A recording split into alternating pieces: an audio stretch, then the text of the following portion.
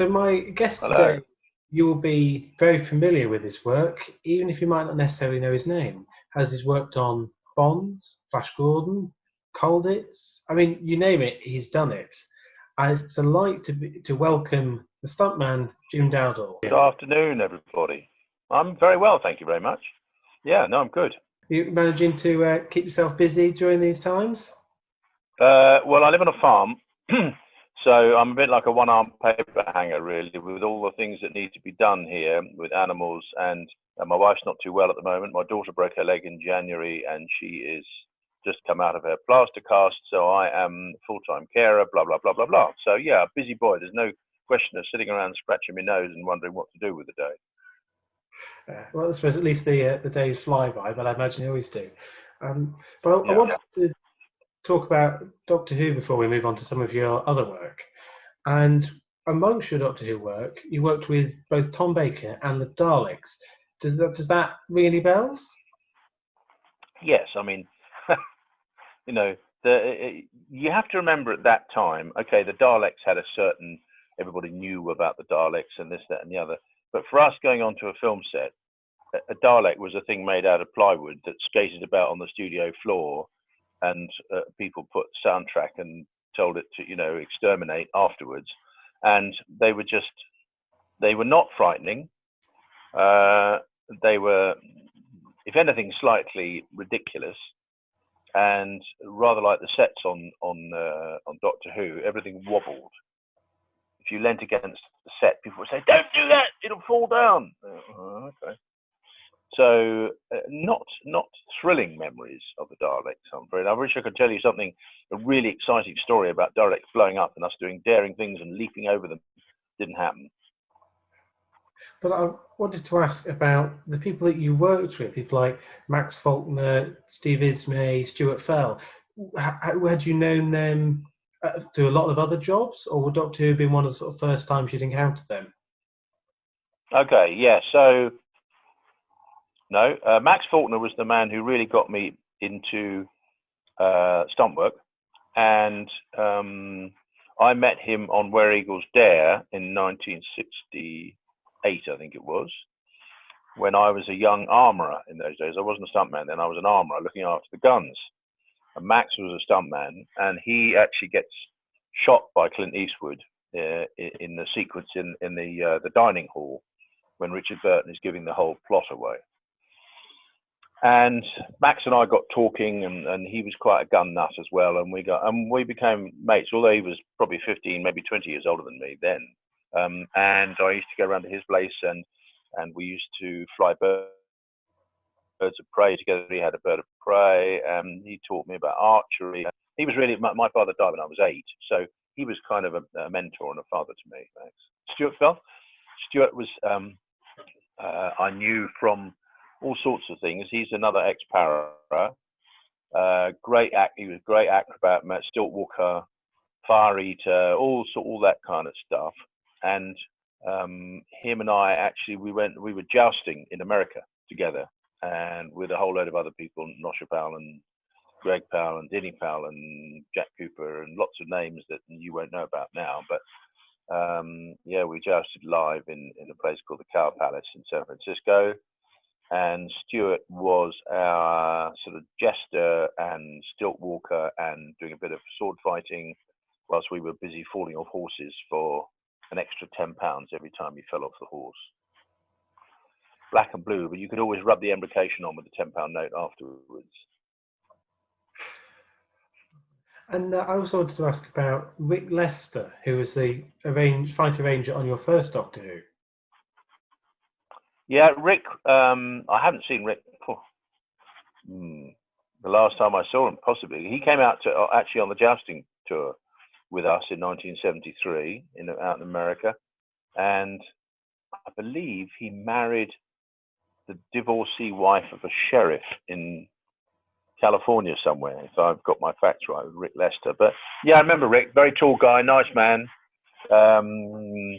In those days, I was in awe of people who were the coordinator, and so one would go along with whatever they said. And Rick was helpful, nice man. Can't say any more than that about him, really. Don't even know if he's still alive. I think he's something of a mystery. Seems to have disappeared. So I don't know, to be honest. Well, it's probably because he married the sheriff's wife, and maybe the sheriff came after him. Who knows? A dramatic end. But in Dramatic end. in comparison to everything else you've done, Doctor Who, a couple of days here and there, probably wasn't any grand setups or anything. You know, it probably it's a footnote really in your work. Yes, it is, because at that time there were a lot of shows that we were very busy with all the time. There was Doctor Who, there was the Avengers, there was The Prisoner. All these sort of things were being filmed. You know, I can't say exactly at the same time, but there were all these TV shows, even Dixon of Dock Green and not Zcast, Softly, and all those shows that I used to work on. So Doctor Who was just another show. It was nothing. It's outstanding. Rather like working on the original Star Wars. We just thought, here we go. We're running around in these stupid, you know, stormtrooper outfits, which are incredibly uncomfortable. Because every time you sat down, a piece of plastic went up your butt, and you sweated like hell. And the helmet, every time you nodded, the helmet would either go down, you'd be looking at the floor, or you did that and you'd be looking at the ceiling. So you had to pack it out with foam rubber. And when you packed it out with foam rubber, it got even hotter and even. I mean, it was just dreadful. And we thought, this is rubbish, just running around firing these guns all over the place and tripping over and falling down steps and things.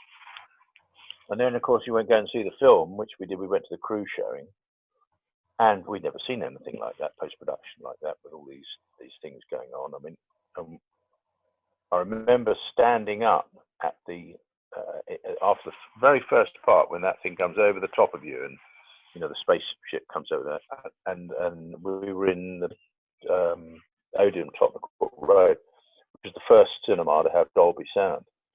And it was incredible. It was incredible. The whole audience, which is all film crew, all stood up and clapped. And I went home after that, because we had no mobiles in those days. And I just spent the afternoon ringing people up, saying, you've got to go and see this film. Absolutely fantastic. But I never did that with Doctor Who. Fair enough. But from the moment that Star Wars film was shown, did you find that the level of the sequences and the stunts you were asked for were up the game, or how did that change the stunt side of things? Not that much, no, because the original Star Wars, there wasn't that much. Actually, a lot of running around, but there was not a lot of what you call really high class, heavy duty stunt work in it. It was mostly falling over and maybe falling down some steps and taking a couple of bullet hits on your thing and all that. No, it was another job. And if anyone looks at your website, it's obvious that you have a love and fascination for heavy artillery, for tanks, all sorts of things.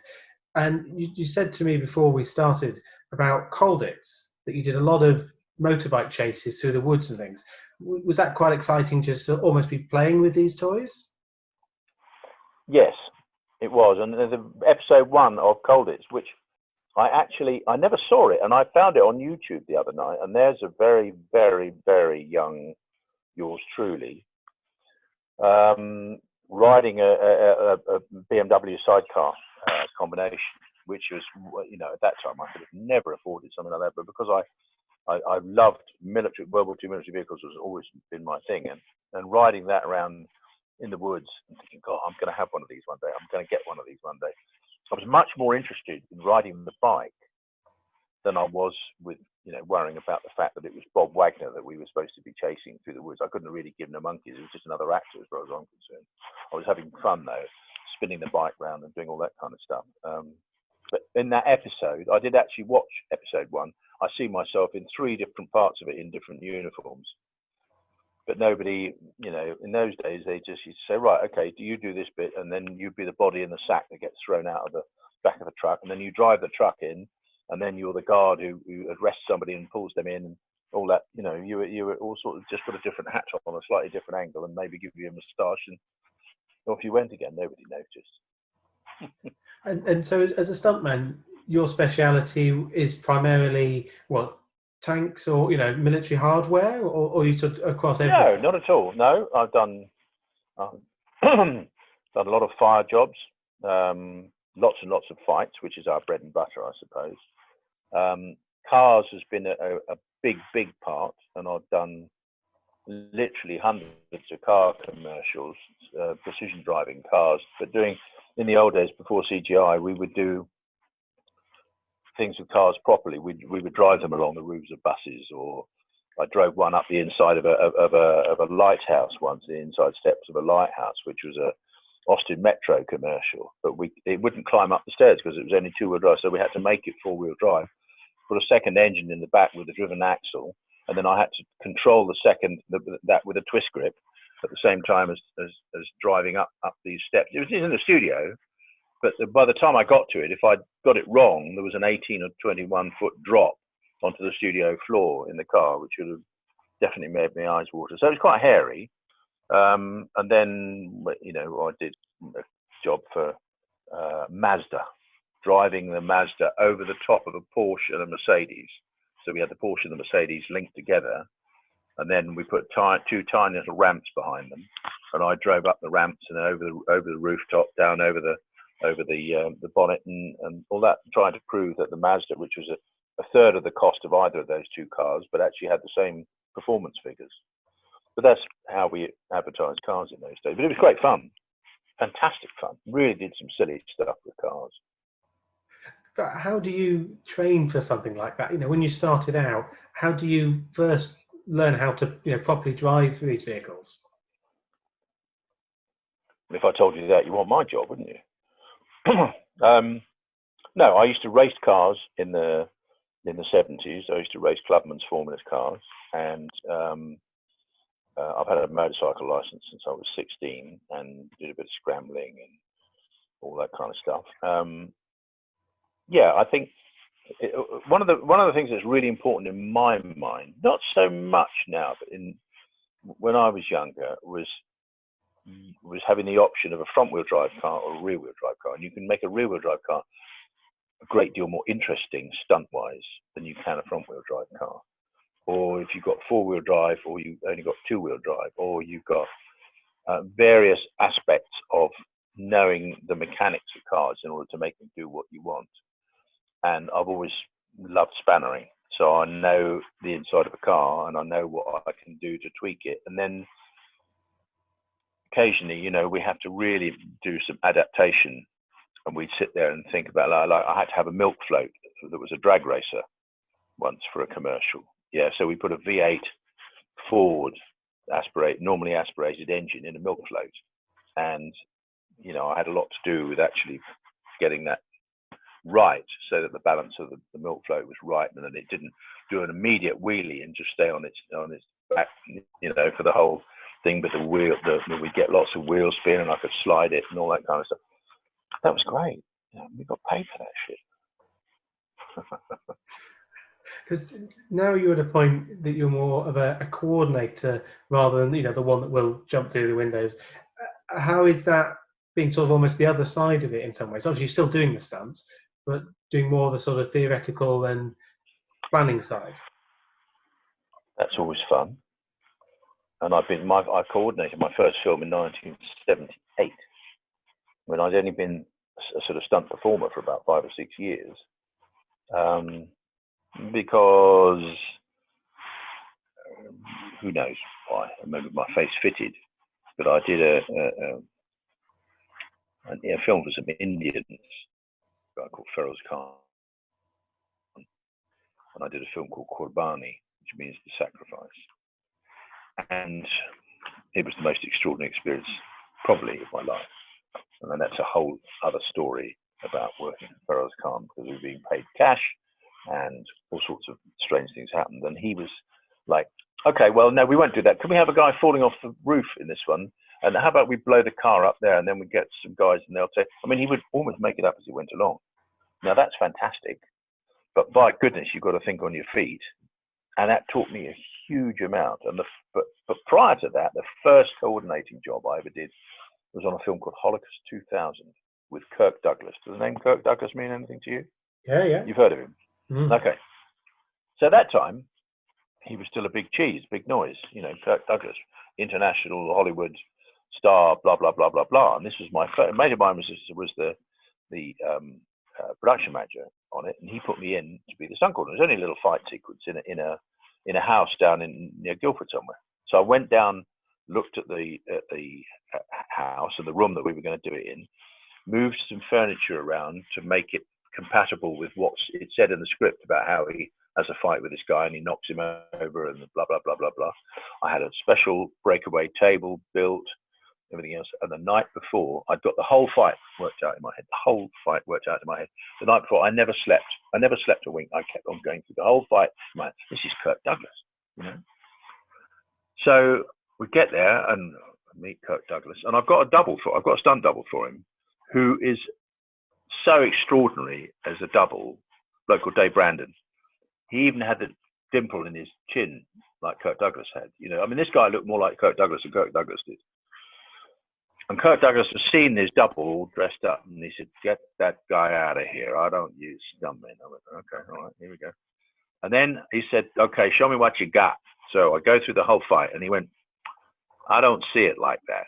So now my nights, my night of no sleep, my days of thinking about every move has just gone down the toilet.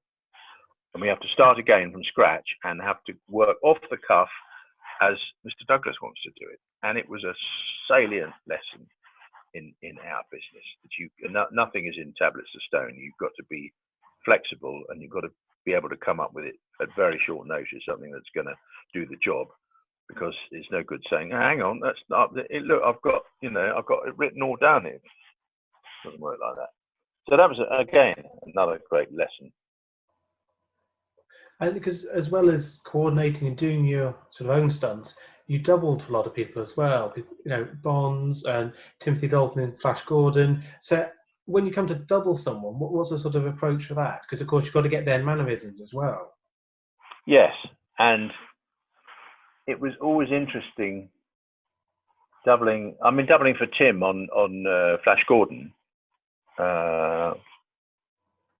was very interesting, because I would follow him around the studio and look at the way he walked, just slightly, his gait, his mannerisms, and all that. I mean, you know, we're doing a fight out on a disc in space with knives and whips, and I mean, theoretically, it's a monkey in a wetsuit smoking a pipe, but I wanted to be like Tim, so I got, you know, the costume people to make my doubles costume exactly the same length, just where it came down over the bum, and exactly the same hairstyle, and it was interesting, and I got on very well with Tim, very very well with him. We had it was a lovely show to work on, actually, if a little strange, because we filmed a great deal of it in a hangar in Weybridge, and it was in the winter. And not only was prior to the fight on the disc where I was doubling Tim, I was also a Hawkman for a while. So we were flying around on wires in this enormous great hangar in Weybridge in the winter, which you couldn't heat it. I mean, it was like an icebox in there, and we're just wearing a silly little pair of trunks and a pair of wings and a ray gun and hanging around on these wires. And in those days, we flew on wires which were single piano wires. They weren't multi-strand shark wire, which is what we use now. And occasionally they would break. And if one broke, inevitably the double strain on the other one would mean it would just be a matter of time before the other one broke. So you had to get people down instantly. The moment that ping went, you could be on the way down. If there was a ping ping, and you would be on the deck. And we had it happen a couple of times, and eventually we said, you know what, we're going to have to put a stunt rig, a box rig, right the way across. So it was like 2,500 boxes we put across the floor there to save us if the wires broke. And sure enough, the wires did actually break one time, and it saved, I think it was Andy Bradford who went into it. But, you know, it was a different time. Well, I think we very much, you know, not even scratched the surface of some of your work, but I don't want to take up too much of your time. It's worth saying to viewers, that you have a book, Man on Fire, talking about some of your work. Yeah. So how is it putting that together, reliving some of those moments and looking back? Well, it wasn't my idea. It was a pal of mine who he writes biography. He rang me up and said, "You've got to put all this nonsense down on paper." And I went, "I haven't got time. I'm too busy." And he said, "I will come sit with you with a tape recorder, or thing, and we'll do it." So I sat down with him, and then of course, when you start to jog the memory bank and you start to pull things out from 40 years ago and some of the stories, and now occasionally if I flip through something, I think, "Oh God, I wish I'd remembered about that one. I wish I'd remembered," because we're very lucky in our business. There's huge diversity. You can sustain quite a lot of pain, but there's huge diversity, and we travel. I've been lucky. I've been twice around the world in our business. Got paid very well for it, and been to some extraordinary places, and seen, sunsets and sunrises in deserts and jungles and ice caps and all those things that you're getting paid for, and traveling. First ticket, most of them, although occasionally you have to stay in some pretty horrendous places, which is another story I could tell you about. But it's been a great privilege, but you've got to come up with the goods. When somebody takes you 5,000 miles somewhere to perform something, you better make sure that when you get on that airplane, you know what you're doing. Because if you get there and you don't come up with the goods, then your career the word gets around very quickly. But I've been very lucky, and I've had fantastic fun. So yeah, read the book Man on Fire if you're interested. It's got all sorts of silly stories. I tried not to make it too serious, and there I was, 40,000 feet, 3 engines on fire, and fuel gauge meaning E, which doesn't mean enough, and all that sort of stuff. It's very easy to do all that. Oh my goodness me, there I was, and it was. But in the end, what we do is madness. It's playing cowboys and Indians, and it's great fun. It's great fun. But I wouldn't recommend it to my offspring. Thank goodness our daughter is not interested in that. She likes mixing with stunt people, but she doesn't want to be a stunt girl, and I'm delighted for that. But Max Faulkner was the man that kicked it all off for me, and I spoke at his funeral probably 10, 15 years ago, and I remember him with great affection. He taught me a huge amount about this business, and he was there. I took him on my very first stunt job for his advice, and I was doubling for somebody called Kenneth Moore, who I think most of the people who were watching this wouldn't have a clue who Kenneth Moore was. But he was a big shot actor in the 40s, 50s, and 60s, and the stunt was he was supposed to be playing King George or something or other, and he was in a wheelchair, an old-fashioned sort of like Victorian wheelchair, and there was a curved staircase going down onto a ballroom, and there's all these people all dancing there, and the king is supposed to come down the stairs in this wheelchair, but it's one of the old-fashioned wicker ones with a tiny little wheel at the front, and a single steering like this, and these wheels at the back, and the staircase is curved. And as soon as I got there, I said, "This isn't going to work, because the moment I go down the first step, that the little steering wheel at the front is going to come off the ground, and I'm just going to go in a straight line straight into the banisters. I won't be able to get round the corner, because it hasn't got like a modern wheelchair where you can grip the wheel and brake slightly." There was, and I was wearing I had a beard and a moustache and a blanket up to here. It's supposed to be an old man, and it was like, what are we going to do? And Max said, "You need to think." Well, okay. So eventually I ran some rope around the inside part of the curve of the thing, and I made a loop that I could hang on to there with a little strop, which would keep the chair in line. And then just as it straightened out, I let go of the strop, and I went sailing across the floor. But otherwise, they couldn't see it. The director said, "Why? You can go." I said, "No, without that, I'm just going to go straight into that banister rail, and I'm going to get tipped out, and it'll all be, complete clusterfuck." Anyway, but that was again a salient lesson about you've got to be prepared to adapt and think on your feet. If you rehearsed it and it was raining and you get there and it's dry, or vice versa, or it's snowing, or that's what I love about it. You never know. The phone goes, and you don't know whether they want you to to ride a bicycle off Beachy Head, or you know, have a fight with a bloke in a chimpanzee costume, or whatever it is. And you know, all those things have been such fun. I hurt when I get up in the morning. I hurt because of all the bangs and things, and you know, jumping out of airplanes when I was in Paris and things. But I wouldn't have had it any other way. I really wouldn't. Great fun. Well, on that note, I think all left to say is thank you very much for your time, Jim. It's been absolutely fascinating. And I do urge any viewers to read your book, because hearing you talk about your work is absolutely fantastic.